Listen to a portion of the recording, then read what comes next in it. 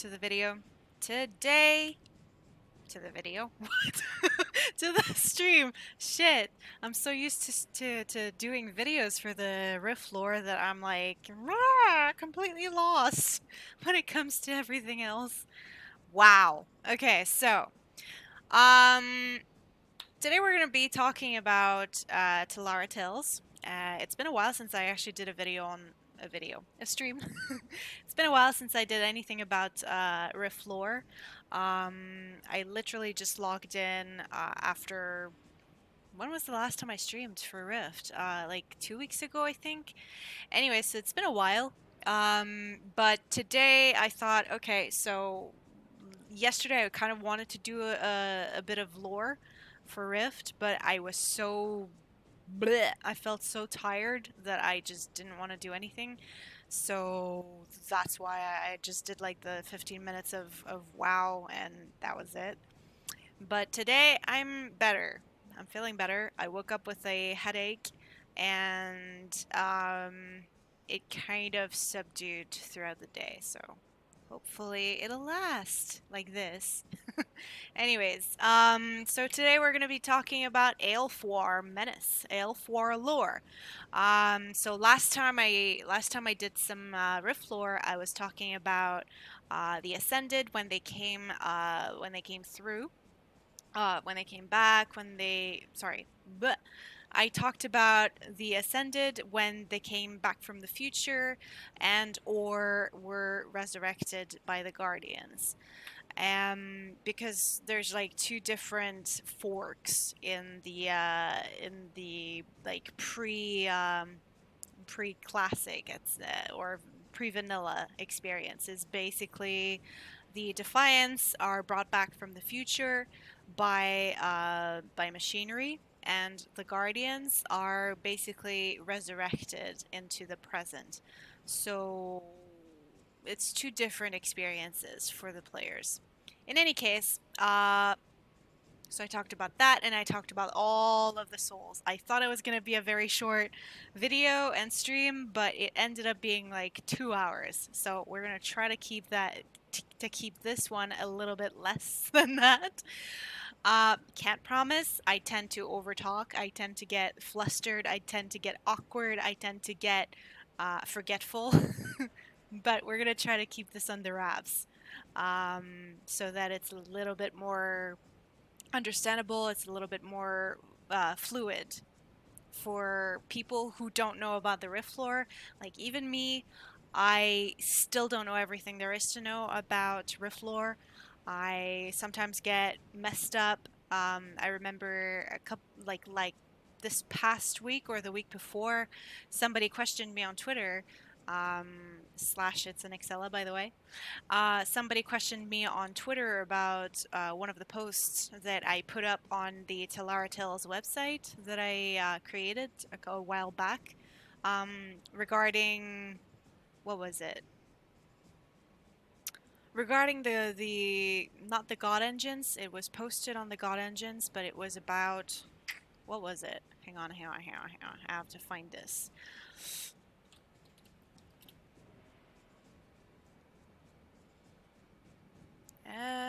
It was. Let's see. Tweets.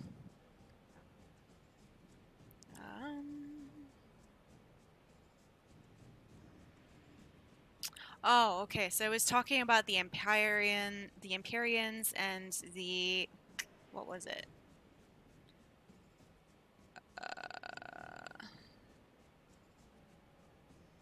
No.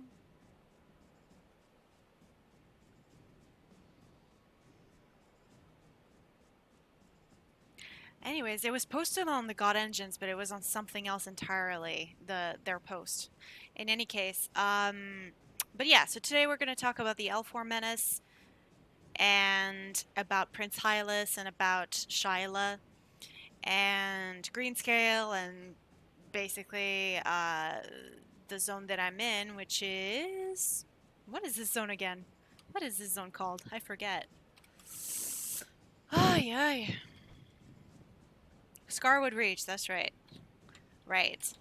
I tend to forget the zones names. Right, so we're here, and then we are here. Okay, so the Aelfwar Menace. The Aelfwar are basically the royal house that Prince Hylas belongs to. Now, Prince Hylas is a high elf, and so is Shyla, who ends up being one of the leaders of the Guardians. Um, they were a thing. They were an item at some point in the past. We don't know exactly how far back, but seeing as elves tend to live very, very long lives and tend to look very, very young throughout their lives, we can assume that they have both been alive for quite a bit of time.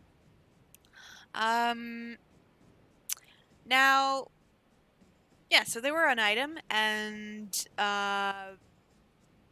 they kind of got together and were a very, very good item, but then something separated them. If you go through the zones, if you go questing and everything, you encounter this guy. You encounter this guy in Scarwood Reach, and Shyla is also involved in that storyline as well.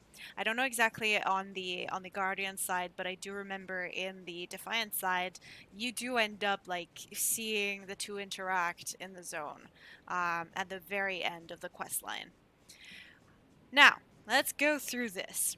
So, I decided to kind of put this stream together in a way so that you could read along with me, so that it's not just me blathering on, and you can kind of follow along with me. I mean, you can always go through to the website itself, but it's nice to have like a visual look at what I'm blathering on about, because I kind of feel like reading's important. I put my input as well forward, but it's always good for people to kind of uh, get their own uh, experience of what I'm reading out loud. In any case, so Prince Hylas, High Prince of the Aelfwar. Why exactly did Prince Hylas, a high elf, team up with the bad guys? I mean, if you do consider that Prince Hylas and Shyla were together for a while, and you consider that Shyla is like the epitome of goodness and graciousness and so on, you kind of have to wonder, like, why did he team up with those bad guys, knowing that he was with her at some point in their past?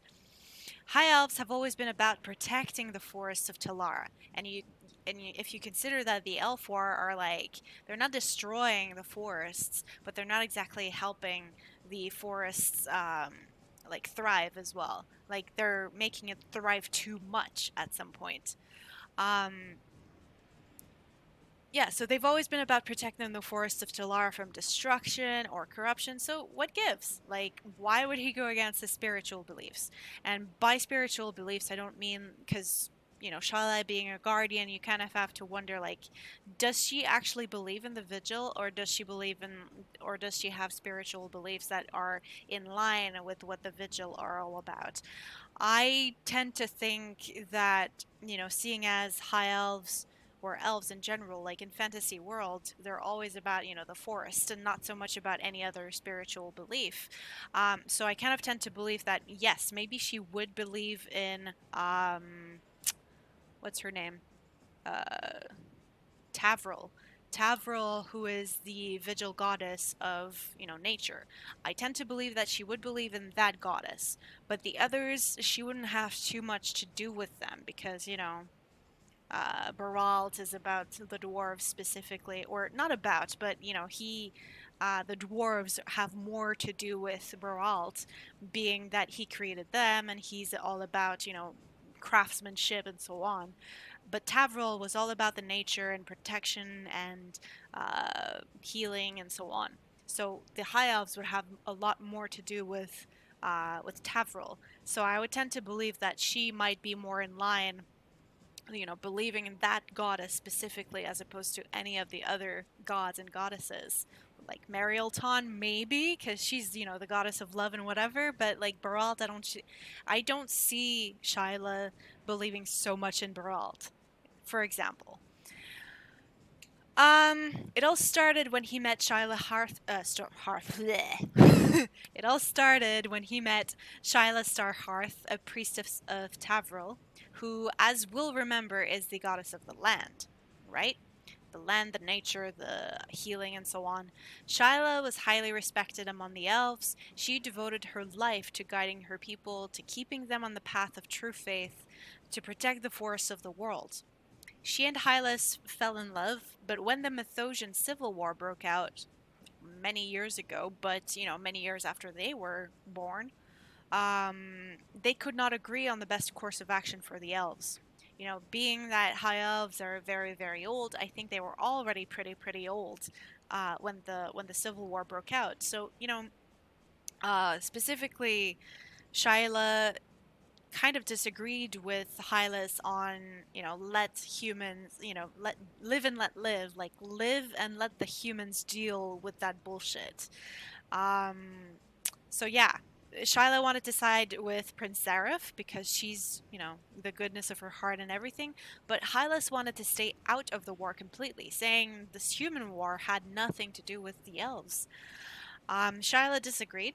She disagreed on the front that on the basis that basically yes, it's a human created war. The humans are the ones who broke out in war together, but it the wars in general, they affect uh, all the inhabitants of a place where the war takes place. So she disagreed. She led her followers to fight by the side of Zareth, leaving Prince Hylas behind. Um, and that's basically where the separation began. Like the destruction of their relationship really began. She just did her thing. she let she left and did her thing and didn't seem to care what Hylas believed or thought, because she just said, like, look, if you're not gonna side with, this is not just a human war, then goodbye. So that's what she did.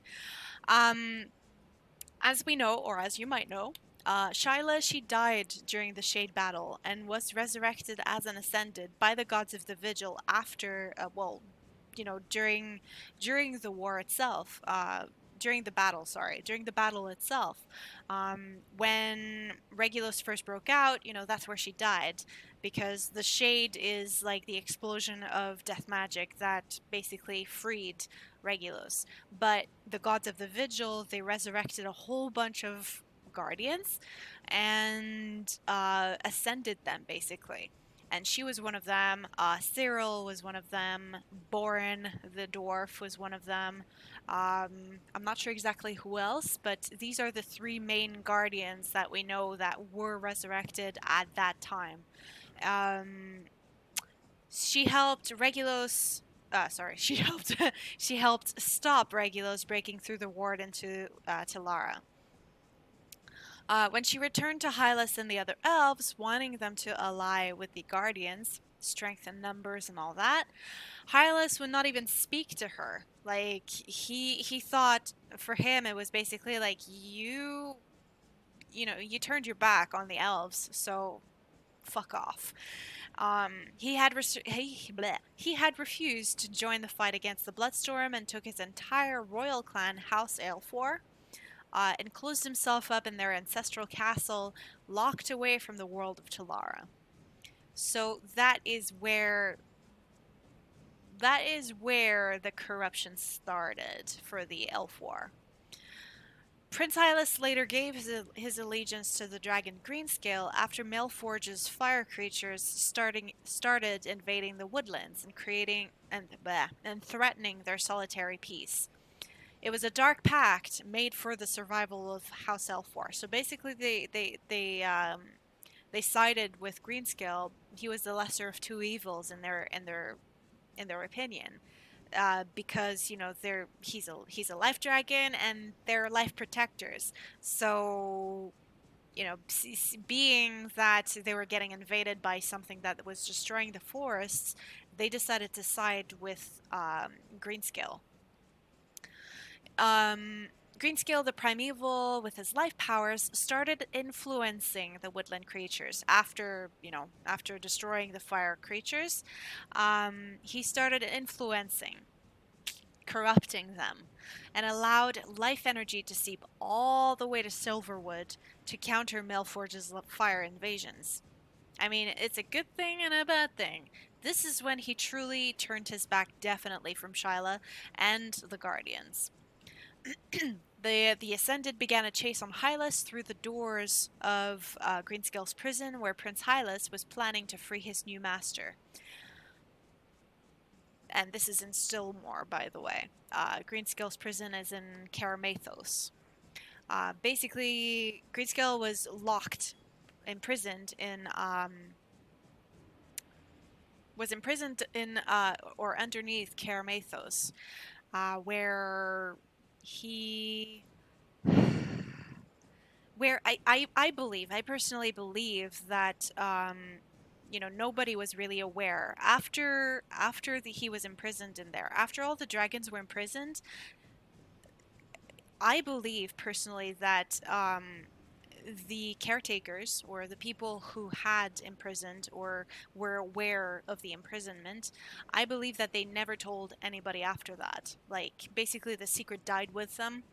And so I'm of the belief that, Greedscale in Stillmore, Melforge in Ember Isle, um, Crucia in Iron Pine Peaks, I believe that nobody around that was living in the areas knew what was going on, what was imprisoned. They didn't know that there were dragons afoot or underneath, underground, and so on. I am truly of the belief that no one had any idea after all those years that something was trying to force its way out. And those things were the dragons, like Greenscale and Crucia and so on. Like I said, Greenscale was starting to influence even after, even after imprisonment. And I think that Hylas was one of the few people who was aware of. I don't know. Maybe he didn't know where Greenscale was imprisoned, but with Greenscale's influence, where he was tentacling, where he was, putting his feelers out for, you know, corrupting the lands and so on. I think that Hylas, or that Greenscale, sorry, I think that Greenscale sort of um, led Hylas and the Aelfwar to him to free him. So the cult was basically trying to find him, and eventually they did. Anyways, the Ascended began a chase on Hylas through the doors of Greenscale's prison, where Prince Hylas was planning to free his new master. However, the Ascended killed Hylas and Greenscale, weakening for a time the plane of life. And the thing is that since then, the plane of life hasn't really been reawakened. So I am of the opinion, I hope, if Rift lives on or continues, um, and I think we all know kind of my opinion about Rift. I love the game, how it used to be run, but now the way that it's run, I cannot agree with them anymore. But I think, if production and content was being continuously developed, I think that eventually the plane of life would come into play again. Anyways, this is a tragic love story. Now, after this, I think we have let me find it. Da, da, da.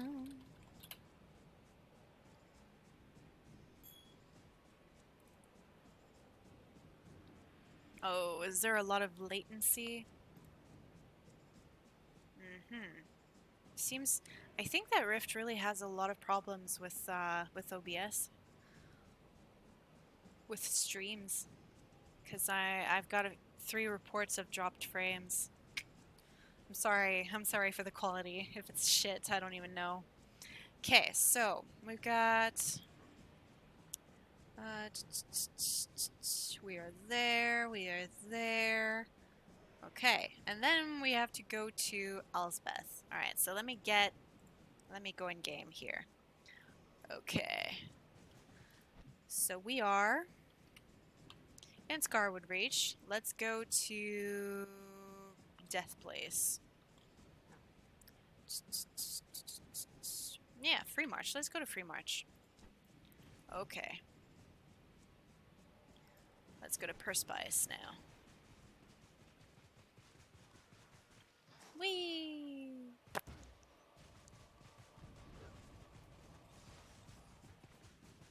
I'm directionally challenged. I don't know if I have said this before. I am directionally challenged, and that is a huge issue in my life as well. Like when I drive to work, I literally have to have, well, sometimes, not all the time. Like if I know there's not going to be any traffic, I don't use Waze. But if I know there's going to be traffic or I don't know like specifically the route to get to where I'm supposed to be going, like, you know, let's say there's like an event with my family, or I have to go to like my boyfriend's family, his brothers, for example, who recently moved and I don't know exactly where he lives, then I'm like, oh my god, I need Waze. It's funny. Oh shit, okay, I need to change to, let's go to Sanctum and then I need to change over to my Defiant.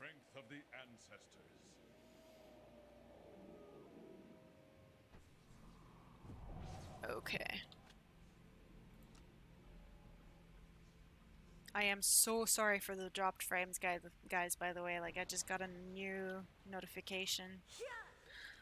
Sorry.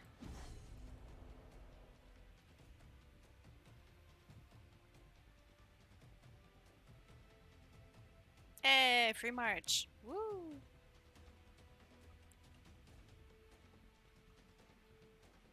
Okay, and then... Well, this... where can I search? Haha. Alsbeth. Yes, that is the entry I want. Okay. For this... Should probably go to the Iron Tomb.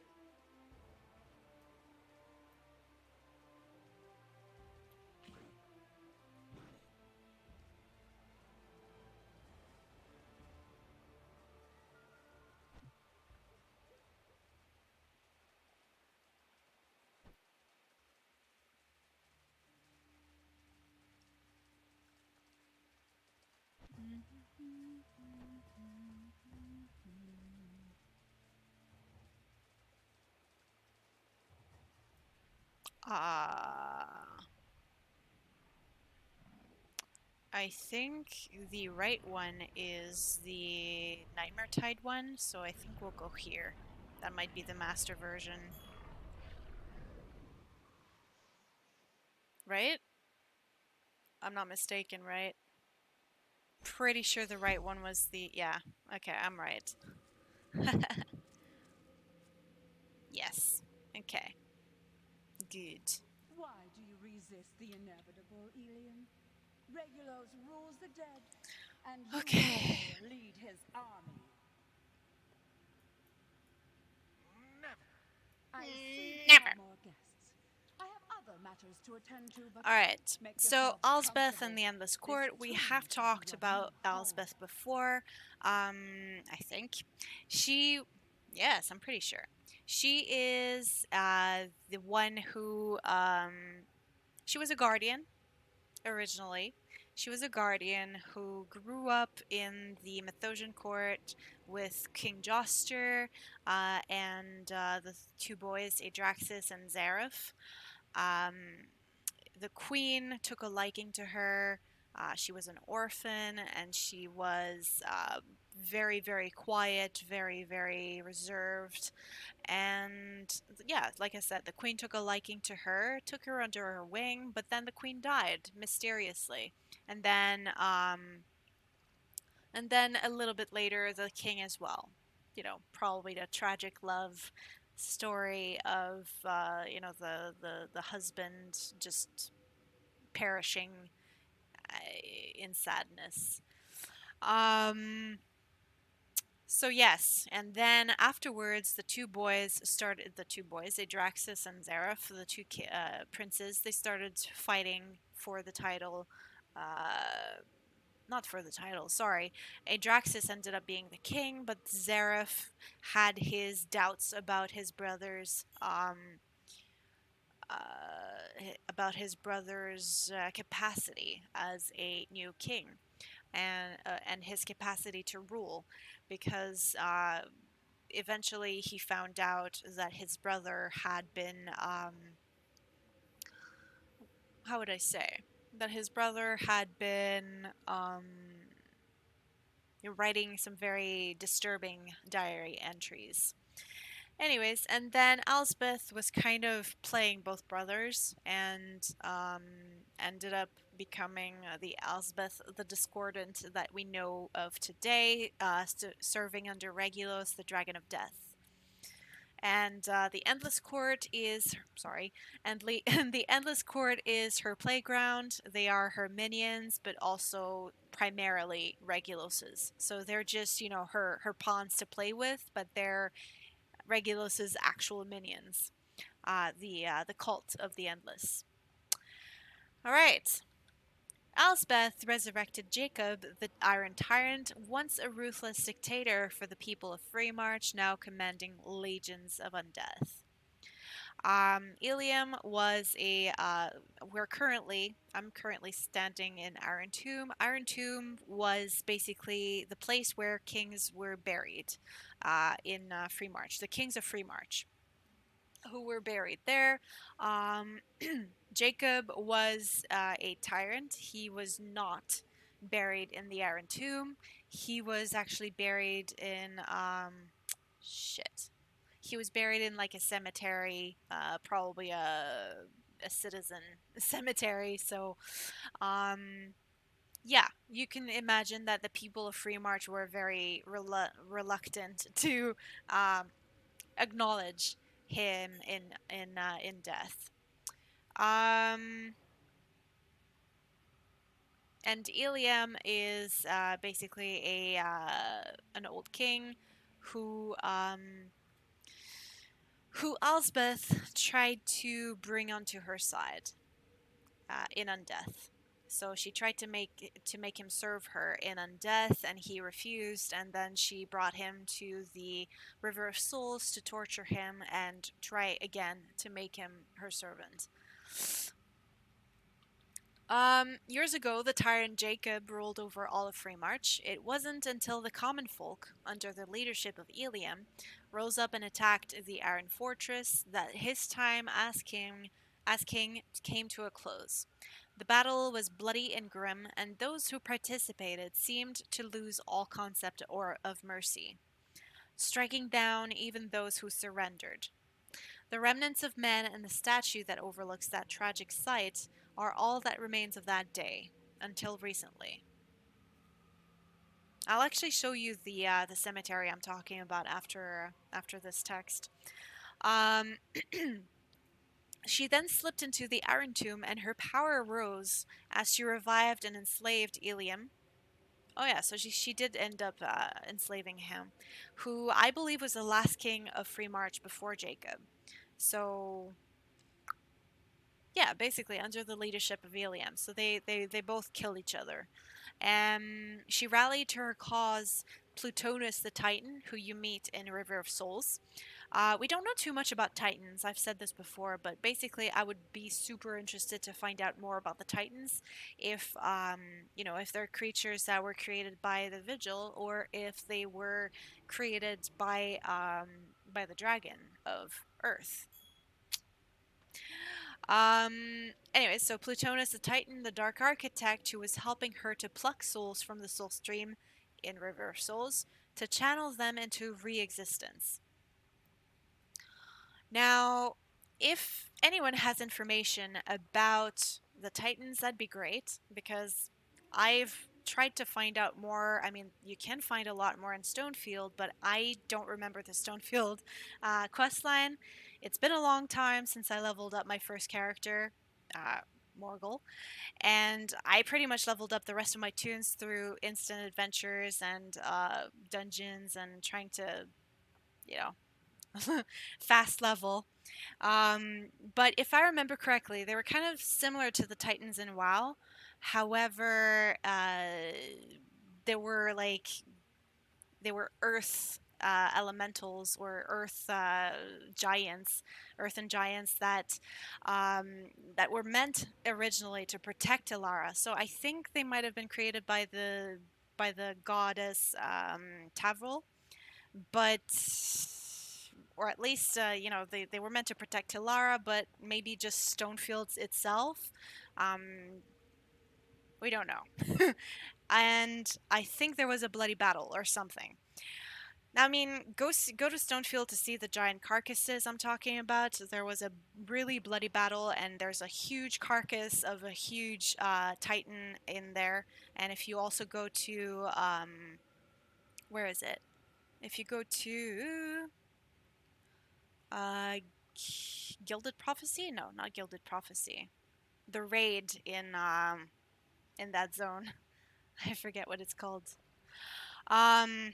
Anyways, go to Stonefield. Go to that zone, and you'll find out there's giant carcasses, and and the quest line there is tells you more about the Titans, but I forgot. It's pretty grisly. As you quest through Stonefield, researchers there try to resurrect one of them, Sentius. I do remember that. But he turns on us and goes batshit crazy, so we have to put him down again. So like I said, I mean, researchers in Stonefield, the quest line kind of tells you like, oh, uh, there might be some historical figures that were trying to protect Stonefield from whatever happened to it, and they try to resurrect one. They figure out how to do it. They do, and then Sentius he kind of goes like, woohoo! I'm gonna kill everything. Apart from that, I don't think we know much more about Titans. Help. Um, Alsbeth, she sets up camp in the River of Souls and is aided by Plutonus, the Titan, the architect, in order to attempt to create for herself an army of damned souls. Should this experiment be successful, even as she still served her master, Regulus. So she kind of tried to double play him. She kind of tried to create her own army by herself under Regulus's kind of rule. She's stopped by the Ascended, ergo, no army for Regulus. Boo hoo. Except the Ascended don't know yet at that point that he has an army of Shapers on top of his Mythosian Endless Court that the Ascended already know about from the Bloodstorm War. Okay, that's a lot, right? So basically, Regulus already had an army. So he had two armies. He had the Endless Court in Mythosia, and he also had the Shapers who were doing stuff around in Storm Legion zones, especially in Duskin. So if you go in Duskin, if you level up through Duskin, you'll find out uh, there's a lot of Shaper quests, and Shapers are basically beings. I mean, I don't know if he created them or if they were already there, but basically the Shapers are the artists, are the amazing artists who basically take dead people and things and resurrect them and create art with them as well. So like all the stone, not stone, all the bone structures and all of the how would I call all of the weird beings that you find in Duskin, they're all Shaper created. Oh damn, I don't have water. All right. Most of the Ascended encounter at this point were once bandits or other residents of Freemarch that abandoned their faith in the living after the fall of Port Sion. So, like, yeah, the residents of Port Sion that did escape or that didn't escape but were, like, enslaved by Regulus and and Alsbeth as well. As the rift swept across Freemarch, it emboldened many of them who had been farmers or craftspeople to paint their faces and throw in with Alsbeth. And paint their faces with white and black paint. With everything looking so bleak for Talara and the defiance of Meridian, eternal life through necromancy seemed to be a viable solution to how to continue on in the world successfully. Then Orpheus's device activated, and an army of chosen ones spilled out from a slivered future, pretty much annihilating their plans. Yeah. And Orpheus's device is basically the failsafe that brings back the Defiance into the present or past, actually. Um, yeah. So that's it pretty much. Now I'm gonna show you what I was talking about in terms of where Alsbeth, where Ilium and Jacob fought. Let's go for it. And I think we're pretty much done with the lore for tonight, but because my voice is getting really shit right now. In any case, I'll show you where it is. The Tomb of the Old Kings. That's where it is. Dun, dun, dun. No, that's not where it is. Whoops. Where is it? Anyways, I'll know where it is. I know where it is. I'm just really shit at map reading. Meh.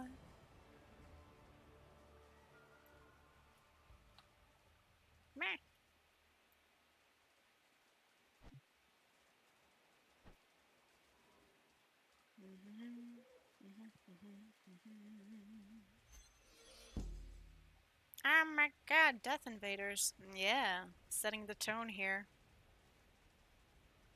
Okay, now let me get my bearings here. Where is it? There's a cemetery here. I'll find it. It's been a while since I played. Not here. That's right. Yeah, it's probably around the Iron Fortress there.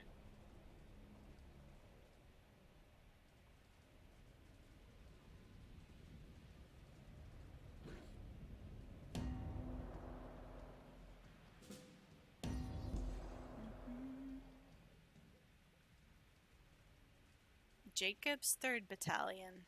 What?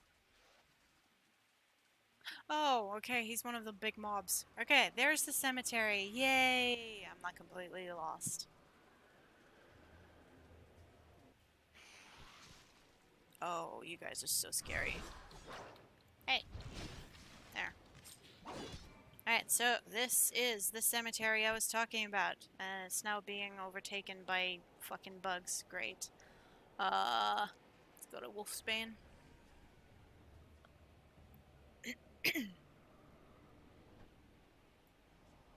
That's better. Although... Isn't there...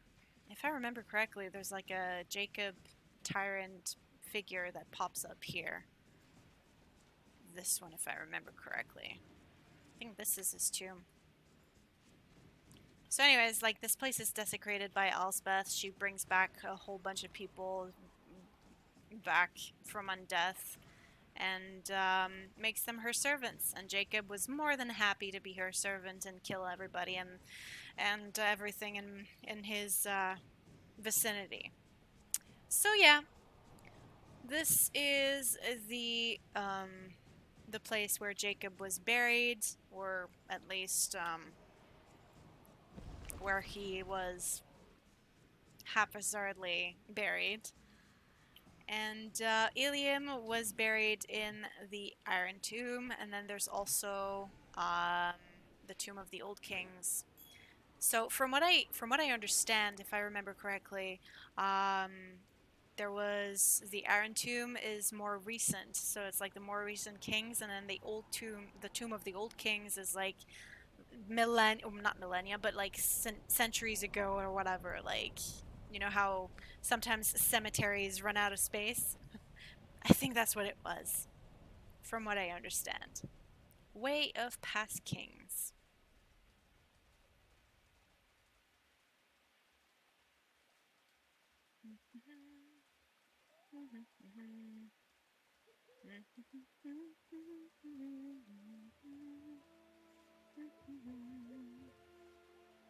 And if I remember correctly, the Tomb of the Old Kings is desecrated by the water, by the Abyssal. Yeah. So, great. Fucking rifts. Everywhere. Right. And this is more quiet. So, yeah, so you've got like the Abyssal here um, that are taking over the Tomb of the Old Kings. So that's that for me tonight. I hope you enjoyed it. I hope you enjoyed the little bit of lore that I've been imparting you with. And I'll see you guys next time. Cheers.